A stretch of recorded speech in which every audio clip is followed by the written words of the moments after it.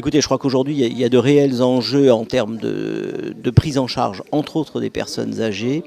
Et le pharmacien, de par sa répartition territoriale, sa proximité, je dirais la capacité de passer facilement à la porte d'une pharmacie, et puis la plupart des personnes âgées ayant des traitements médicamenteux, est un agent de vigilance et de repérage. Et peut-être ce qui aujourd'hui se limite à des constats, d'ailleurs souvent non partagés avec les autres professionnels de santé, pourrait demain faire de ce professionnel de santé un agent qui permettrait d'être à la prévention d'un certain nombre de risques. Alors, on a évoqué dans nos débats les chutes, etc.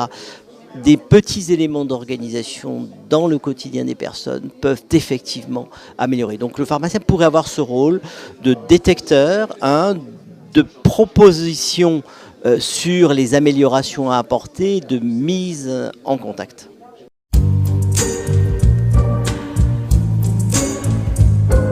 Aujourd'hui, il n'y a pas de relation organisée entre notre profession et les collectivités territoriales. Et cette proximité entre deux choses essentielles dans la prise d'âge des personnes, qui est le côté prise en charge de la maladie et que le côté social, nécessite ce lien.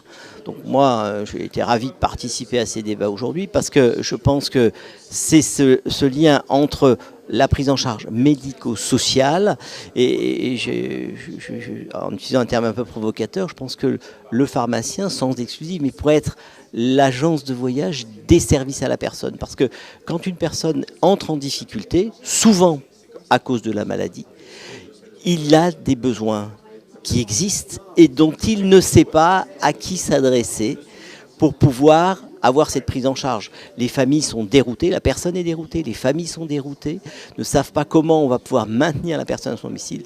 Et en termes sociaux, c'est vraiment un engagement majeur que l'on pourrait avoir pour retarder l'entrée en structure et en établissement. Parce que si on ne le fait pas, avec l'augmentation des populations âgées, on va se retrouver avec des difficultés majeures budgétaires, donc dans un contexte qu'on connaît aujourd'hui économique quand même très très contraint.